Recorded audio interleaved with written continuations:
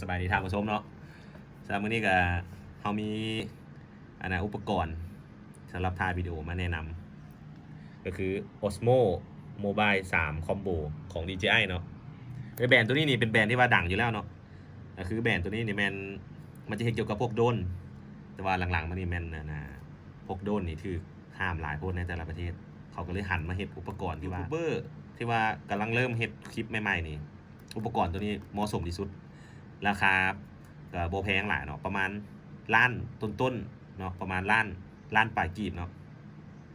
แล้วเขาก็จะมาแกะกล่องกันเลยเนาะว่ามันมีอย่างแน่อยู่ข้างในเนาะอันนี้เป็นภาพด้านหลังเนาะ โอเคเนาะอ่านบล็อกเลยเนาะ ไหนวะนี่ผมกุญแจ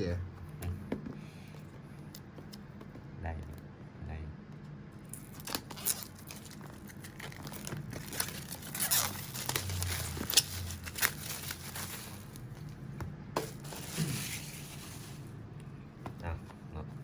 อันนี้ก็บ่เคยใส่เหมือนกันเนาะมารีวิวไปน้ำกันเลยมาเปิดกล่องกันเลยเนาะข้างในมันจะมีอย่างไรสำหรับทวิตเนาะตัวนี้น่าจะเป็นกล่องใส่เนาะกล่องใส่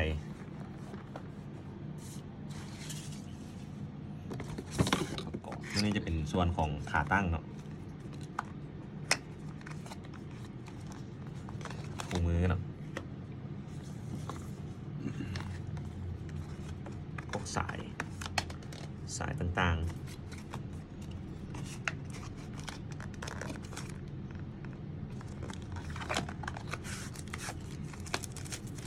ขาตั้ง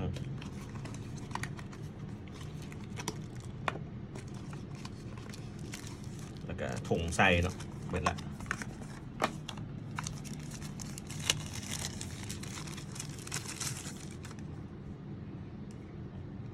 ขาตั้งเนี่ยก็จะสะดวกสบายเนาะมีน้ำหนักเบาสามารถพกพาสะดวกเนาะเดี๋ยวทำมาเบิ่งตัวเครื่อง Osmo เลย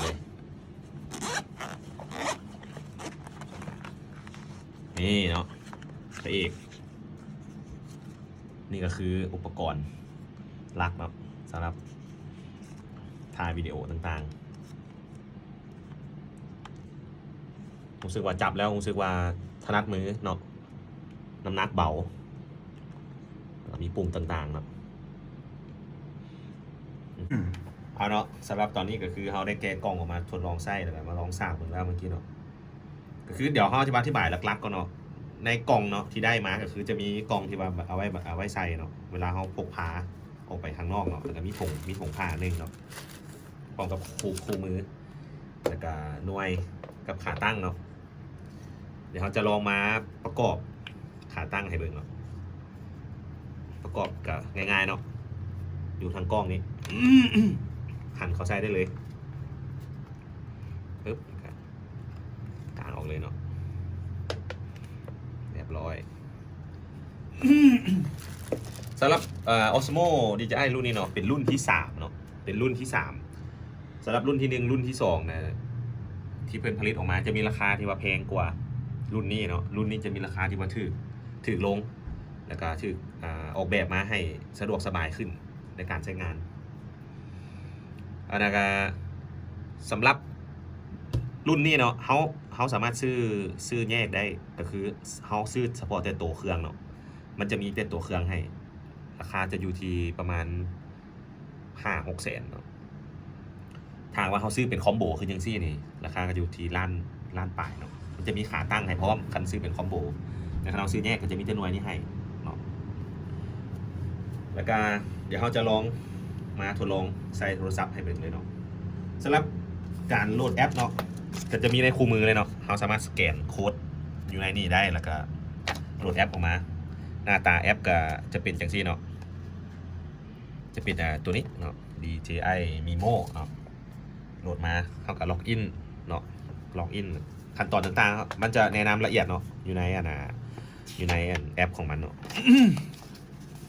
เดี๋ยววันนี้เขาจะมาทดลองกับ iPhone 10 เนาะ iPhone 10 รุ่นนี้ตอนแรกก็คือเอาโทรศัพท์เนาะใส่เข้าไปเนาะเดี๋ยวปึ๊บ เปิดขึ้นมาอย่างนี้ได้เลยเนาะสะดวกสบายสำหรับตัวกล้องเนาะตัวกล้องนี้แม่นให้หันหน้าไปตามจุดสีแดงเนาะมันจะมีบอกเนาะว่าโฟนคาเมล่าเนาะไดเรกชันจะต้องหันกล้องนี่ไปทางเบื้องที่มันแนะนำเนาะก็ต้องเอาใส่ให้อยู่ในระหว่างกลางเนาะวิธีใส่ก็สบายเนาะ ปึ๊บแล้วก็เปิดเครื่องเนาะโดยการกดตัว M นี้จึ้งเนาะแล้วมันจะเซตอัพให้เราแล้วมันจะเซตอัพให้เราเองเนาะมันจะตั้งโทรศัพท์ให้อยู่ในระหว่างกลางพอดีเป๊ะคือเราบ่ต้องเซตอัพให้เมื่อย มอดเป็นไง คันมอดมันก็จะอันนี้มันก็จะลอยไปเลยเนาะคันเราเปิดปึ๊บมันก็จะตั้งให้เลยมันจะอยู่ระหว่างกลางเลยเนาะส่วนว่าคันเราอยากถ่ายเป็นรวงนอนเขาก็เพียงแต่หันตัวนี้เนาะปึ๊บแล้วก็ถือว่าถ่ายเป็นรวงนอนอันนี้เป็นรวงตั้งเนาะเราจะมาถ่ายเป็นรวงนอนสำหรับปุ่มนี้ก็จะเป็นปุ่มบังคับเนาะบังคับให้กล้องหมุนไปตามทิศทางที่ต้องการเนาะปุ่ม M นี่จะเป็นปุ่มเปิดปุ่มปิดนอกจากนั้นก็เป็นปุ่มสลับโหมดเนาะคันเรากดบัตรหนึ่งมันจะสลับเป็นโหมดถ่ายรูปล่าเนาะคันเราบีบอีกบัตรหนึ่งมันจะมาสลับมาเป็นโหมดวิดีโอขึ้นเนาะในการกดถ่ายเขากับเพียงแต่กดปุ่มนี้เนาะสำหรับปุ่มนี้เป็นปุ่มด้านข้างเนาะเป็นปุ่มซูมออกซูมเข้าเนาะคู่มือการใช้เบื้องต้นของตัว Osmo Mobile 3เนาะตัวนี้เนาะก็ถือว่าเมื่อนี้ก็ถือว่าเขาได้แนะนำข้อมูลเบื้องต้นไปเรียบร้อยแล้วสำหรับใครที่ว่าสนใจก็สามารถไปซอกเบื้องรายละเอียดตื่มในอินเทอร์เน็ตเนาะหรือว่าสามารถสั่งออนไลน์ได้ลองไปซอกเบื้องเนาะฝากติดตามมาchannel ของพวกเขาเนาะซึ่งว่าคลิปนี้เนาะคลิปอันบ็อกคลิปนี้จะเป็นคลิปทำอิฐของพวกเขาเนาะที่ว่าพวกเขาต้องการอยากจะเป็นนักสร้างคอนเทนต์เนาะก็เลยให้คลิปนี้คลิปทำอิฐลงเพื่อที่จะนำใช้อุปกรณ์ตัวนี้ในการถ่ายคลิปวิดีโอต่อๆไปมาลงchannel ของเขาเนาะสำหรับchannelของพวกเขาก็คือchannel Smell Buffalo เนาะของกินสาบควายสำหรับผู้ใด